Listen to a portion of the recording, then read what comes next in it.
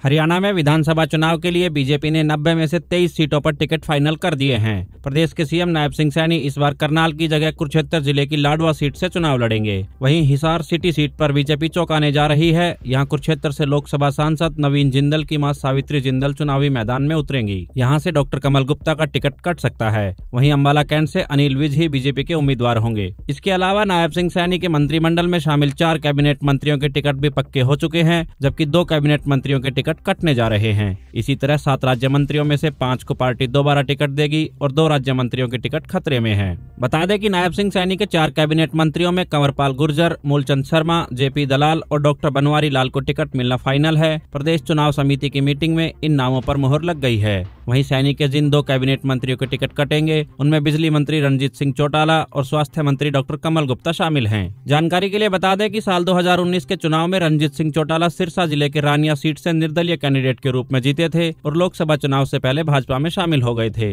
इसी तरह कमल गुप्ता भी साल 2019 में हिसार सिटी से विधायक बने थे। वहीं सीएम सैनी की कैबिनेट में 7 राज्य मंत्री हैं, जिनमें से 5 राज्य मंत्रियों महिपाल ढांडा, अभय सिंह यादव, सुभाष सुधा, विशंबर वाल्मीकि और संजय सिंह के नाम टिकट के लिए चुन लिए गए हैं।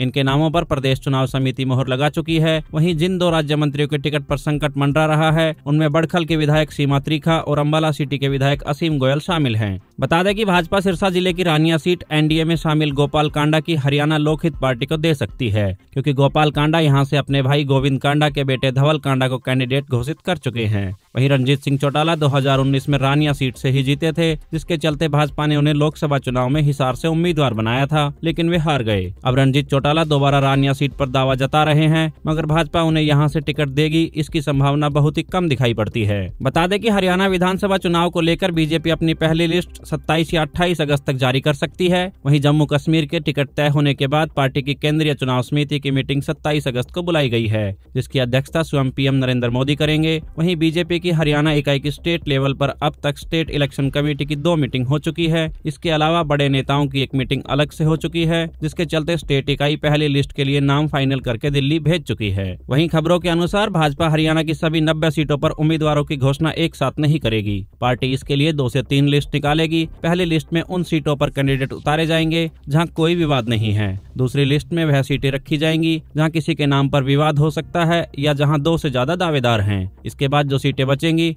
उनके नाम तीसरी लिस्ट में आने की संभावनाएं हैं। आपकी जानकारी के लिए बता दें कि हरियाणा में 1 अक्टूबर को वोटिंग होनी है, जिसके लिए 5 सितंबर से नामांकन की प्रक्रिया शुरू होगी और 12 सितंबर को नामांकन दाखिल करने की अंतिम तिथि है। यानी अगले 10 दिनों के अंदर दोनों ही पार्टियों के कांग्रेस और बीजेपी के ज्यादातर उम्मीदवारों के नामों की घोषणा हो जाएगी। वहीं 13 सितंबर को नामांकन की जांच होगी और 16 सितंबर नाम वापस लेने की अंतिम तिथि है।